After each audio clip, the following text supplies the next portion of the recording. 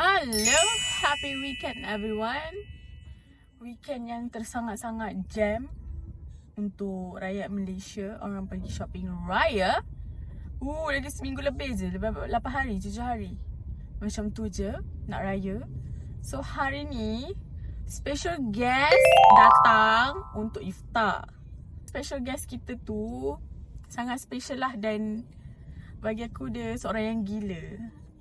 Okay, dia boleh daripada Johor datang KL, and malam ni lepas berbuka, lepas more macam tu, balik Johor semula. Kenapa? Kita ada special guest kita daripada Johor. Malam ni balik Johor balik.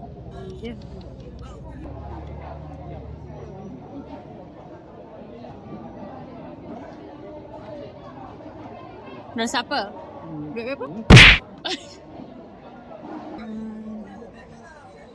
Okay. Dia nak besar dia jet sikit. Tambah dia macam garing lah bagi saya. Tambah dia tak garing. Tapi okey lah. Boleh. Kekenyangan. Mana ada? Tidak lah. Tak baik ni.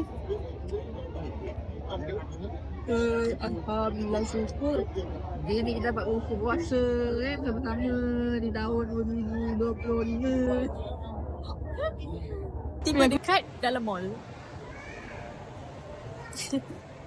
Dah makan banyak, kita kena Shopping. Nak shopping, nak kuruskan poket. Kuruskan poket pula.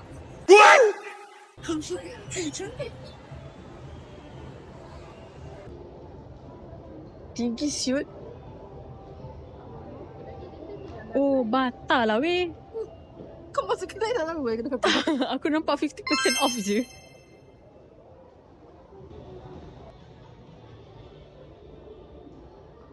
RM2.89. Comel. Hati dah tak nak gaji. Baru je cakap. Tengok je. Weh, ni macam orang tua. Nak lah. Kalau tak boleh beli satu, kena beli 6. 6. Maksudnya ramai. Jadi kita kena cari yang within budget. Okay, within budget. Kita tengok dulu. Baik bau.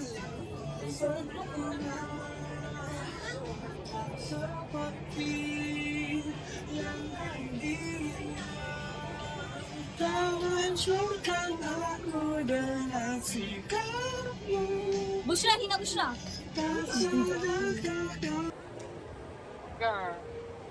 Mana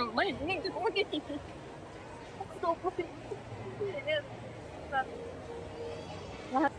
Dah penat jalan, kita tahu. Betul. Kena muku. Dekat. Membasahkan dekat. Ya, membasahkan.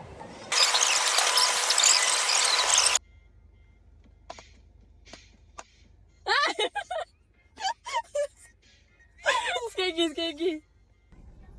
Bye, annyeong.